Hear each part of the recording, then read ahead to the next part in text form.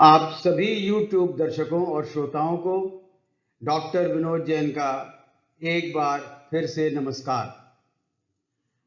आज हम चर्चा करेंगे safe and happy home quarantine अथवा होम आइसोलेशन।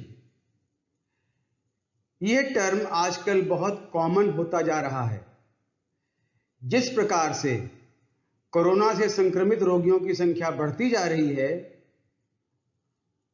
उस प्रकार हमको यह भी ध्यान देना है कि हम अपने आप को कैसे सुरक्षित रखें और अपने द्वारा दूसरों को इन्फेक्शन ना हो, इस बात का भी ख्याल रखें।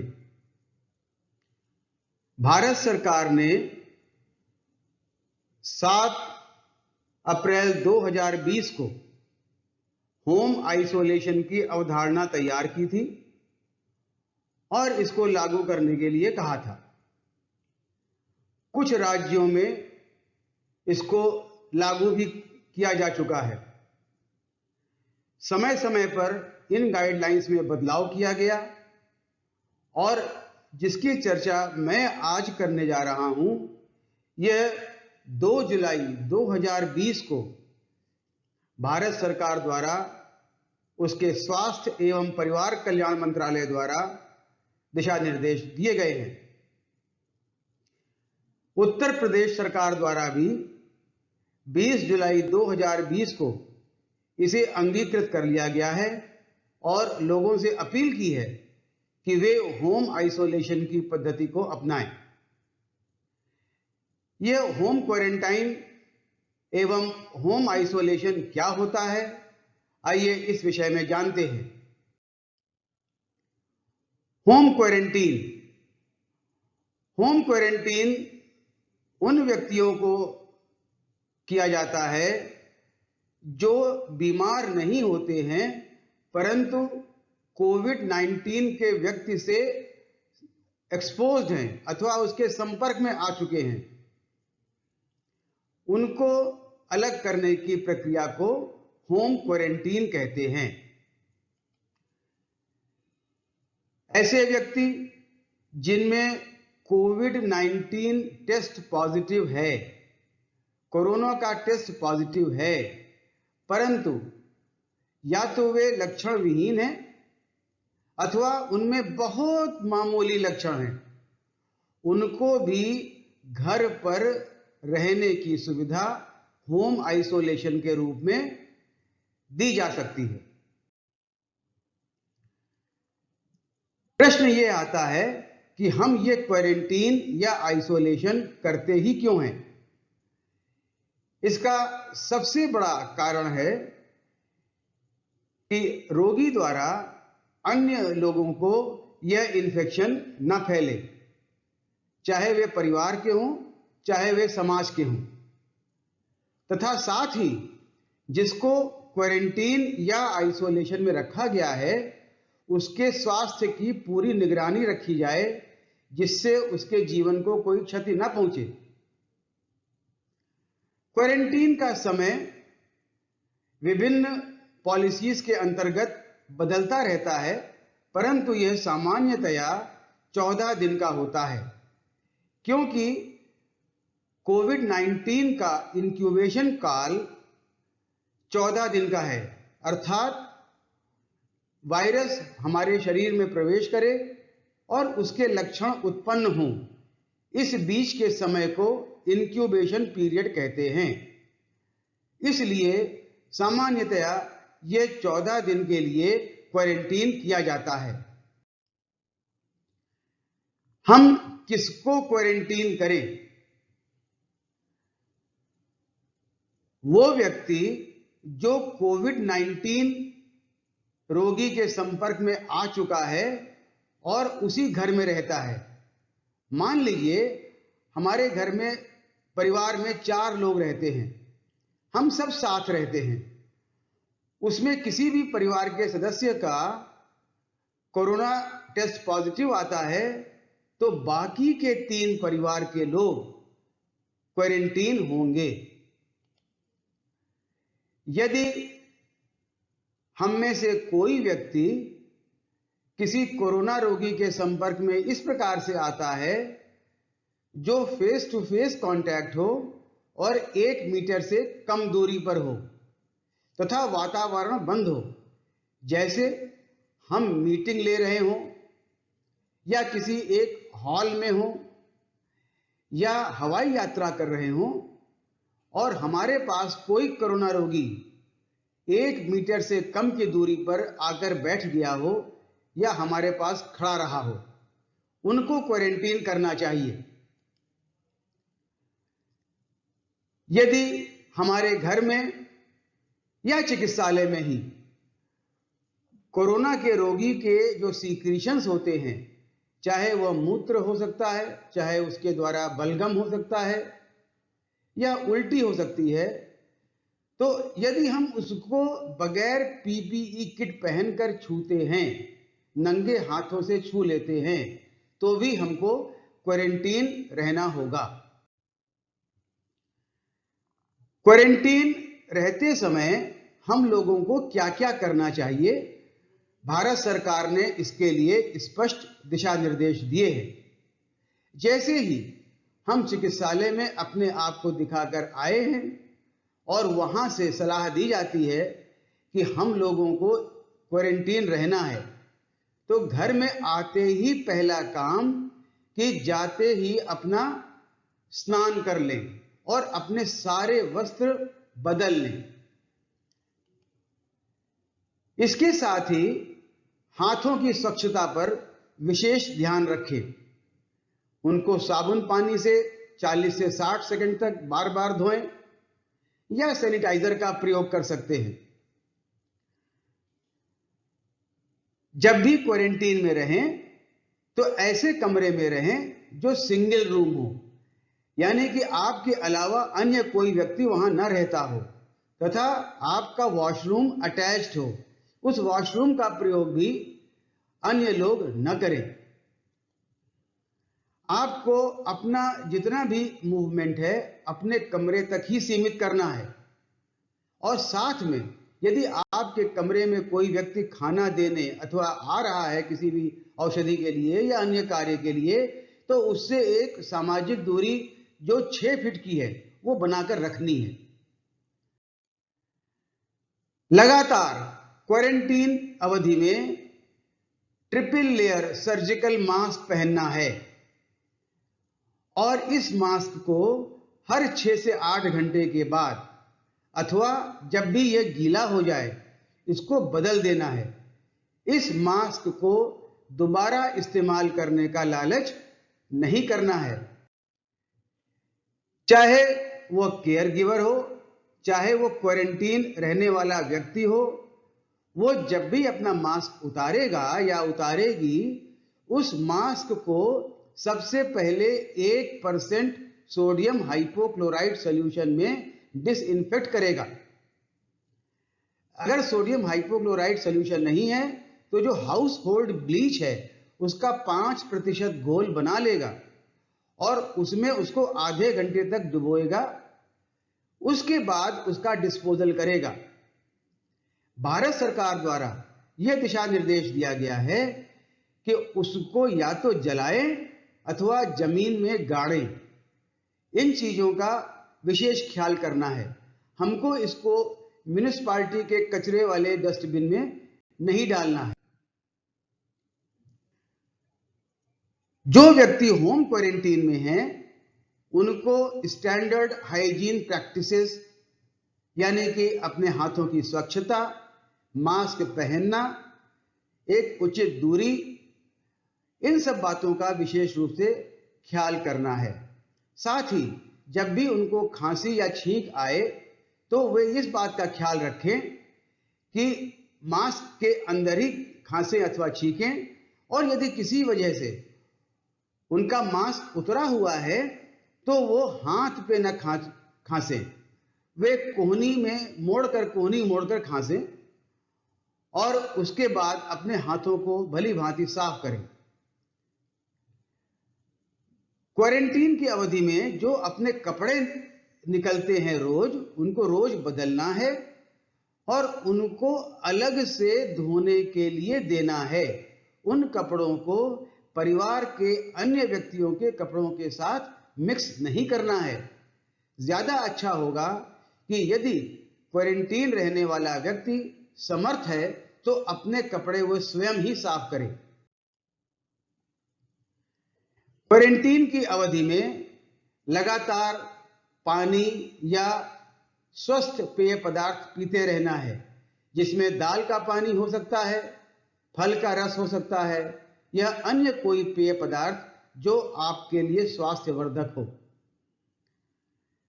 कभी भी कोई भी परेशानी हो, जैसे खांसी आना शुरू हो गई हो, बुखार आना शुरू हो गया हो, सांस लेने में तकलीफ हो गई हो, तो तुरंत हेल्थ सेंटर को इन्फॉर्म करना है। ऐसा नहीं है कि इसको दबाकर बैठ जाना है। अब हमें यह भी देखना है कि जो व्यक्ति क्वारंटीन है वो क्या क्या ना करे। यह इसलिए आवश्यक है क्योंकि हमको अपने आप को तो सुरक्षित रखना ही है, परंतु अपने साथ साथ अपने प्रियजनों को भी सुरक्षित रखना है। हमें अपने घर परिवार के जो वृद्धजन हैं या ऐसे फैमिली मेंबर जिनमें अन्य कोई बीमारियां हैं, जैसे डायबिटीज या ब्लड प्रेशर की बीमारी या गुर्दे की पुरानी बीमारी या कोई ऐसा व्यक्ति जिसमें कैंसर की कीमोथेरेपी चल रही हो, उनसे दूरी बनाकर रखनी है, उनके साथ नहीं बैठना है। जो गर्भवती महिला यदि घर में रह रही है तो उसके पास भी नहीं जाना है, और जो छोटे छोटे बच्चे रहते हैं उनको भी अपने से दूर रखना है। ये पूरी क्वारंटीन अवधि में ये करना ही होगा। क्वारंटीन के अवधि में अपने आप को किसी भी सोशल गैदरिंग से या धार्मिक गैदरिंग से बचाना है, चाहे वो शादी ब्याह हो, चाहे वह किसी का दाह संस्कार हो, चाहे वो सामूहिक प्रार्थना हो, किसी भी धर्म की हो सकती है। हमें नहीं जाना है, हमें ये सब काम स्वयं अकेले ही करना है। यदि भगवान का, ईश्वर का, अल्लाह का ध्यान करना है तो वो अकेले अपने कमरे में करें, ना कि सामूहिक रूप से। अपने घर के अपने खाए हुए बर्तनों को अन्य लोगों के साथ शेयर नहीं करना है। जिस बर्तन में हमको खाना मिला है, जिस तौलिया को हम प्रयोग में ला रहे हैं, जिस बिस्तर पे हम सो रहे हैं, जो कंघा, लिपस्टिक हम इस्तेमाल कर रहे हैं, जो साबुन हम इस्तेमाल कर रहे हैं, वो परिवार का अन्य सदस्य प्रयोग में न लाए। इसका विशेष ध्यान रखना है। अच्छा तो यही होगा कि आपको जो खाना मिला है वो बर्तन आप स्वयं साफ करें, और साफ करने के लिए जो हाउस होल्ड डिटर्जेंट है आप उसी का प्रयोग करना है आपको। अब एक बात अच्छी तरह से समझ लीजिए, जब आप क्वारंटीन अवधि में हैं, आपको कोई व्यक्ति घर का खाना देने आ रहा है या आपकी आवश्यकता को पूरी करने आ रहा है, तो वह एक ही व्यक्ति होना चाहिए। यह ना हो कि सुबह माता जी आ रही हैं, शाम को पिताजी आ रहे हैं, दोपहर में बहन या भाई आ रहा है। केवल एक व्यक्ति वही आपको सुबेरे, दोपहर, शाम आकर आपको जो भी आवश्यक सामान है वो दे। ऐसा इसलिए है कि उस व्यक्ति को ही आपके संपर्क में जब आएगा तो हमें उसकी निगरानी करना ज्यादा आसान होगा, और परिवार के प्रत्येक व्यक्ति को हम संक्रमित नहीं करेंगे। जो हमारे बिस्तर की चादर है या तौलिया है उसको झाड़े नहीं। आमतौर से लोग चादर झाड़ते हैं, वो नहीं करना है। ऐसा करेंगे तो वहां से जो वायरस है वो ऊपर उड़ जाएगा और श्वास के द्वारा किसी दूसरे व्यक्ति के अंदर प्रवेश कर जाएगा। यह नहीं करना है। दस्ताने का, हैंड हाइजीन का और मास्क का विधिवत प्रयोग करना है। यहां पर मैं आप सबसे अनुरोध करूंगा कि मेरे अर्थात डॉक्टर विनोद जैन के YouTube चैनल पर आप जाएंगे तो आपको how to wear mask type करेंगे तो आपको अच्छा वीडियो मिल जाएगा। टाइप ऑफ मास्क टाइप करेंगे तो आपको विभिन्न प्रकार के मास्क के बारे में जानकारी मिल जाएगी। दस्ताना कैसे पहनते हैं, how to wear gloves type करेंगे या हैंड हाइजीन टाइप करेंगे, तो आपको मेरे द्वारा बताई गई जानकारी मिल जाएगी, जिसका प्रयोग आप होम क्वारंटीन के समय कर सकते हैं। अब जिस कमरे में हम रह रहे हैं उसकी सफाई कैसे हो। जिस कमरे में हम रह रहे हैं निश्चित ही हम मेज का प्रयोग करेंगे, हम हैंडल, दरवाजे का हैंडल उसका प्रयोग करेंगे, हम बिस्तर की रेलिंग का प्रयोग करेंगे। तो इन सब को 1% हाइपोक्लोराइड सॉल्यूशन से रोज पोंछना है। जहां तक संभव हो, यदि हम समर्थ हैं तो यह कार्य हमको स्वयं ही करना चाहिए, अथवा यदि कोई व्यक्ति हमारे कमरे में आता है तो एक वही व्यक्ति वो आके ये कार्य संपन्न करे, और जिस समय वो ये कार्य संपन्न कर रहा है हम उससे 6 फीट की दूरी बनाकर रखें। जो हम वॉशरूम का प्रयोग करते हैं, वॉशरूम का प्रयोग करने के तुरंत बाद उसको भी डिसइंफेक्ट करें। वो हाउस होल्ड ब्लीच हम बनाकर अपने पास रख सकते हैं, या फिनाइल का भी, जो फिनाइल होती है उसका प्रयोग कर सकते हैं। और मैं तो यही कहूंगा कि इन सभी चीजों के लिए आप किसी और पर निर्भर न करें, ये स्वयं ही संपादित करें।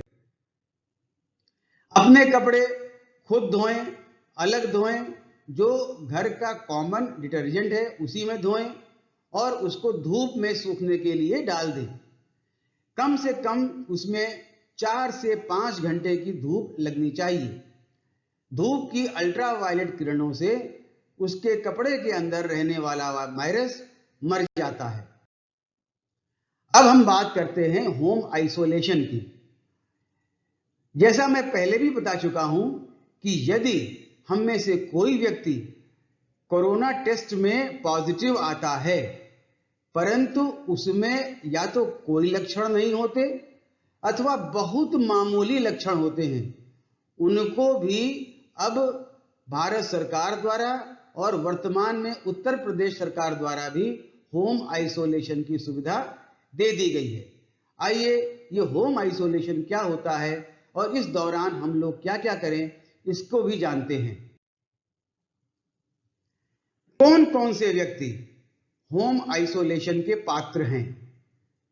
जैसा मैंने पहले ही कहा कि ऐसे व्यक्ति जिनमें कोविड-19 टेस्ट पॉजिटिव है और कोई लक्षण नहीं है, अथवा बहुत मामूली लक्षण हैं और उनको एक चिकित्सा कर्मी, एक डॉक्टर के द्वारा देखा जा चुका है और उसकी सलाह पर होम आइसोलेशन की सलाह दे दी गई है।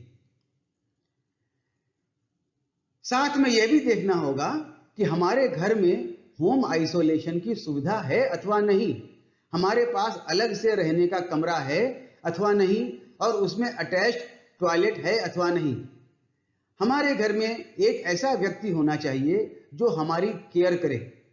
जरूरी नहीं है कि यह डॉक्टर अथवा नर्स हो, यह परिवार का कोई भी एक सक्रिय सदस्य हो सकता है। हम यदि घर में अकेले रहते हैं तो हम होम आइसोलेशन के पात्र नहीं हैं। ये 24 घंटे 7 दिन यह व्यक्ति हमारे लिए उपलब्ध होना चाहिए।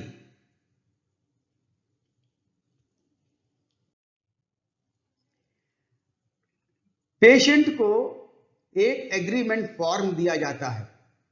उस एग्रीमेंट फॉर्म में यह लिखा होता है कि वह रोगी अपनी स्वास्थ्य की निगरानी करने में सक्षम है और उसके घर में ऐसी सुविधा है कि जिसमें होम आइसोलेशन द्वारा सुरक्षित रखा जा सकता है, तथा वह यह भी घोषणा करता है कि अपने हाल को जो सर्विलांस टीम है, जो मेडिकल ऑफिसर है, जो डिस्ट्रिक्ट सर्विलांस ऑफिसर है, उसको वो लगातार नियमित रूप से सूचना भेजता रहेगा। वो इतना सक्षम होना चाहिए कि अपने स्वास्थ्य की देखभाल स्वयं कर सके और जो डॉक्टरों के द्वारा दिए गए प्रिस्क्रिप्शन है, दिशा निर्देश हैं, उसको वो फॉलो कर सके। कौन से व्यक्ति होम आइसोलेशन के पात्र नहीं होते?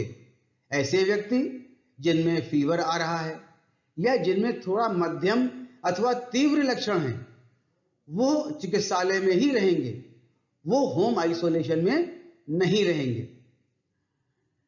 ऐसे व्यक्ति जो भले ही जिनमें लक्षण नहीं हैं, परंतु उनका जो प्रतिरोधक क्षमता है वो कम है, चाहे वो HIV के मरीज हो, चाहे उनमें अंग प्रत्यारोपण हो चुका हो, चाहे वो कैंसर के रोगी हो अथवा कीमोथेरेपी ले रहे हो, ऐसे व्यक्ति भले ही लक्षण रहित हैं तो भी वो होम आइसोलेशन के पात्र नहीं हैं।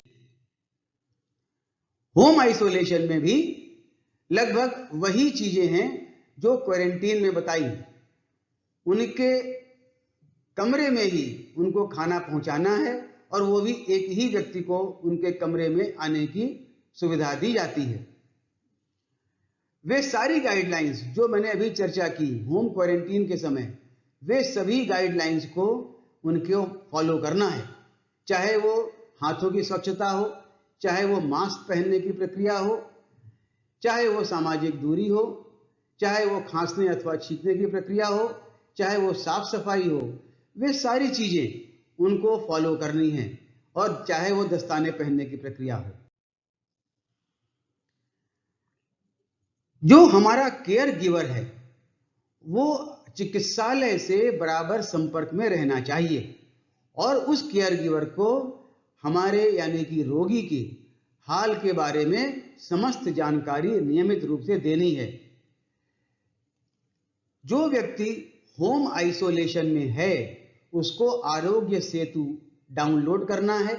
यह आरोग्य सेतु भारत सरकार द्वारा अनिवार्य किया गया है और आरोग्य सेतु ऐप डाउनलोड करके उसमें सारी जानकारी बताकर अपने फोन का ब्लूटूथ और वाईफाई हमेशा ऑन रखना है। यहां पर मैं यह भी कहना चाहूंगा कि हमारे उत्तर प्रदेश सरकार ने, माननीय मुख्यमंत्री महोदय ने एक चिकित्सा सेतु ऐप लॉन्च किया है और उसको सभी स्वास्थ्य कर्मियों के लिए अनिवार्य कर दिया है। यह चिकित्सा सेतु ऐप किंग जॉर्ज चिकित्सा विश्वविद्यालय के साथ में बनाया गया है और मुझे यह कहते हुए गर्व हो रहा है कि इस चिकित्सा सेतु ऐप में मेरे द्वारा ही बनाए गए 30 छोटे छोटे वीडियो सम्मिलित किए गए हैं। तो ये भी आप अपने फोन पर डाउनलोड कर सकते हैं, मगर यह चिकित्सा सेतु ऐप अभी एंड्रॉयड फोन पर ही उपलब्ध है।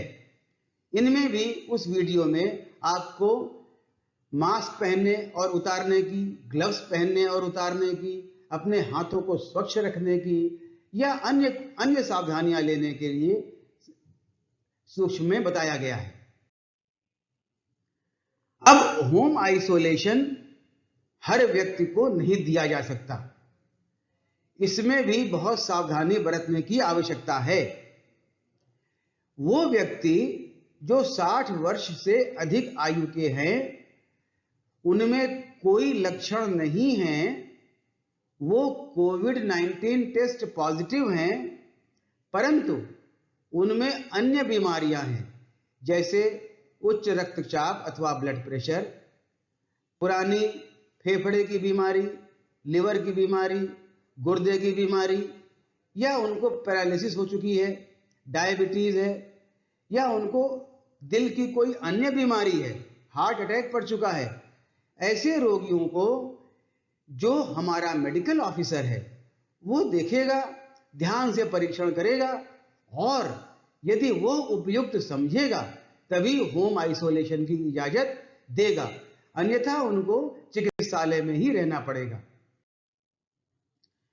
जो होम आइसोलेशन व्यक्ति की सेवा कर रहे हैं उनके लिए भी कुछ गाइडलाइंस भारत सरकार द्वारा दी गई हैं, उनको फॉलो करना है, क्योंकि जो केयर गिवर हैं उन्हें भी तो अपने आप को बचाकर रखना है।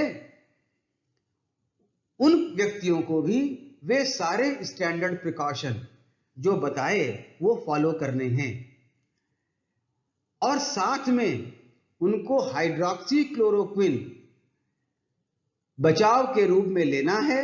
यह हाइड्रोक्सी क्लोरोक्विन चिकित्सा अधिकारी द्वारा उनको बताया जाता है।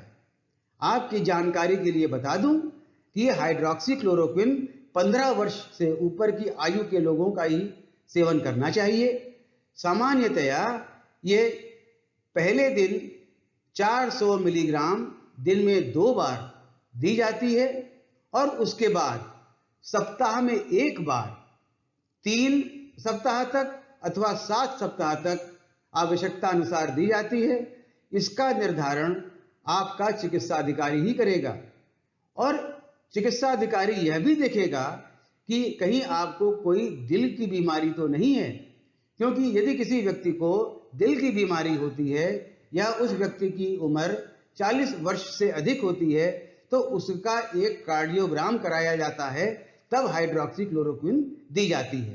तो हाइड्रोक्सीक्लोरोक्विन अपने आप न लें, केवल चिकित्सकीय सलाह के बाद ही लेना शुरू करें। जो चिकित्सा अधिकारी द्वारा ट्रीटमेंट बताया गया है उसको फॉलो करें और यह इंश्योर करें कि जो व्यक्ति होम आइसोलेशन में है वो नियमित रूप से वो दवाइयां ले रहा है।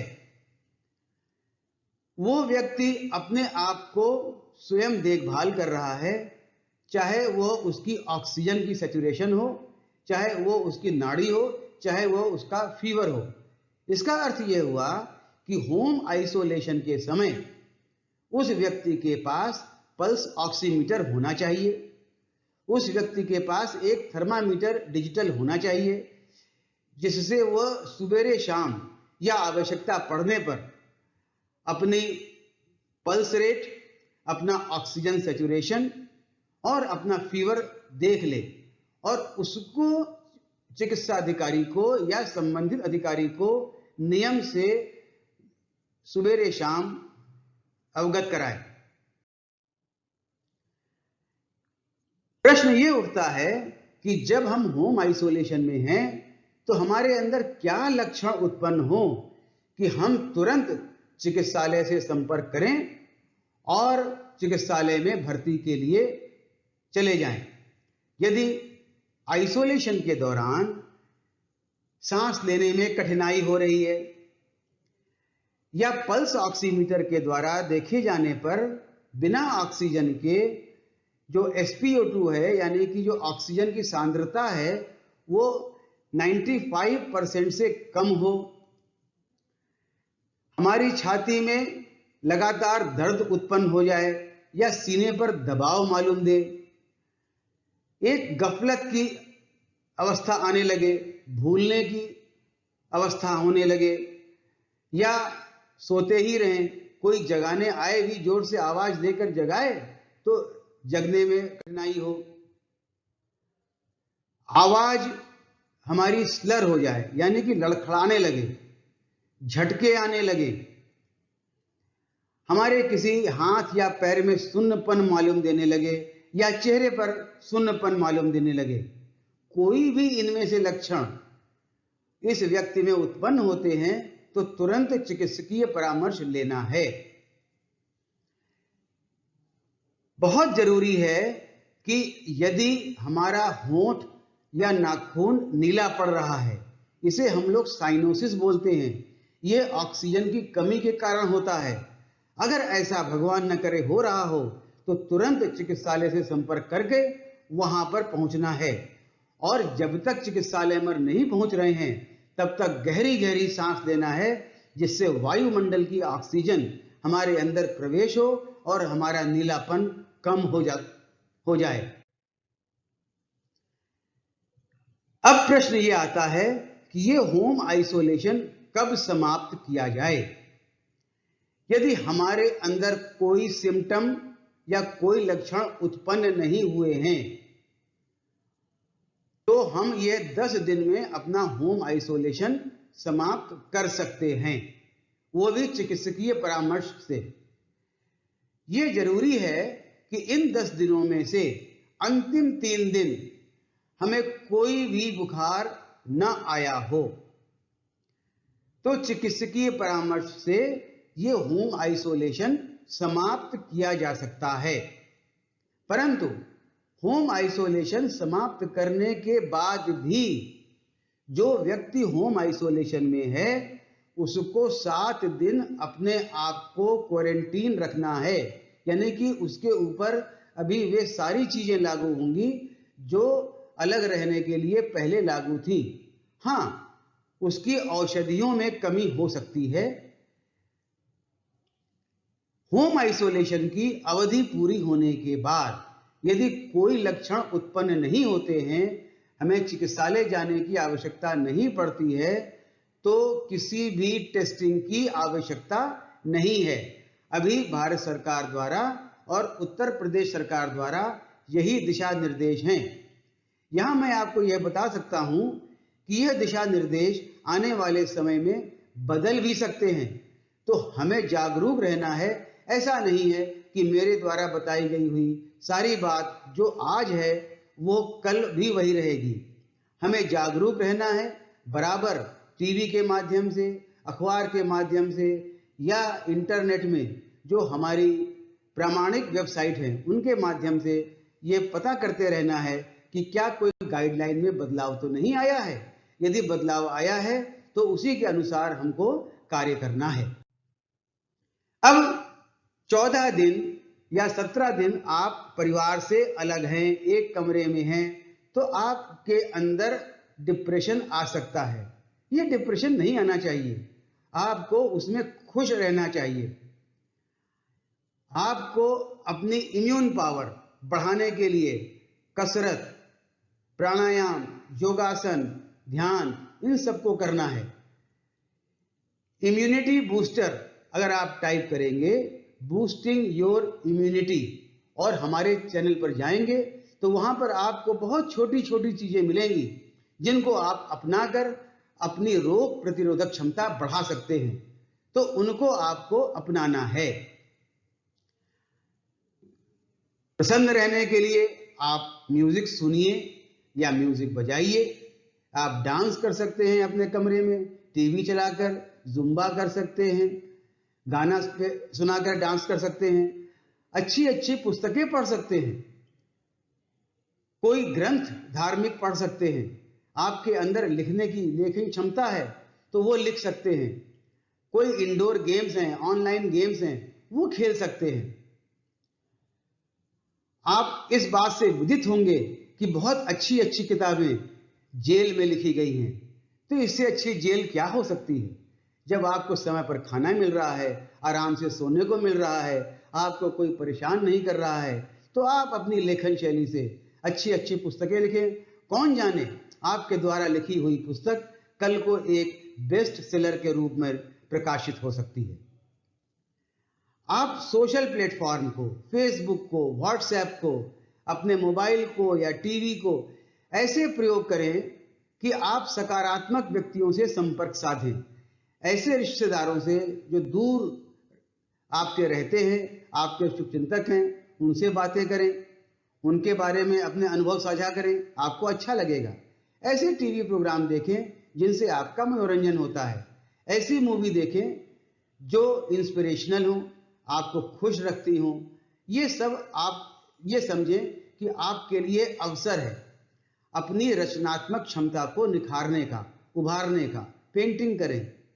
आप देखेंगे कि इन 14 से 17 दिनों में आपके द्वारा की गई क्रियाशीलता या क्रियात्मक आपने जो कार्य किया है वो आपको बाद में गौरव की अनुभूति कराएगा। हमेशा सकारात्मक सोच रखें। यह ना सोचें कि मैं अकेला हूं, मैं अकेले रह रहा हूं या रह रही हूं। आप हमेशा अपने आप को प्रसन्न चित्त रखें और इस होम आइसोलेशन को अथवा होम क्वारंटीन को एक अवसर माने। और हाँ, एक बात और मैं कहना चाहूंगा कि गहरी नींद लें। 8 घंटा कम से कम गहरी नींद लें, जिससे आप स्वस्थ भी रहेंगे, खुश भी रहेंगे और आपके अंदर रोग से लड़ने की क्षमता भी बढ़ती रहेगी। सारांश में मैं आपसे ये कहना चाहूंगा और आपसे हाथ जोड़कर निवेदन करना चाहूंगा कि आप भारत सरकार द्वारा और उत्तर प्रदेश सरकार द्वारा दिए गए दिशा निर्देशों का कड़ाई से पालन करें।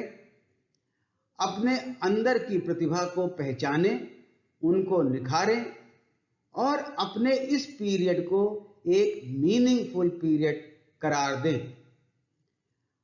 अपने आप को बचाएं और अपने द्वारा बचाव के द्वारा अपने परिवार को भी बचा कर रखें। आप इस पीरियड के दौरान एवं इसके बाद भी सदैव क्रिएटिव रहें, पॉजिटिव रहें और प्रसन्न रहें।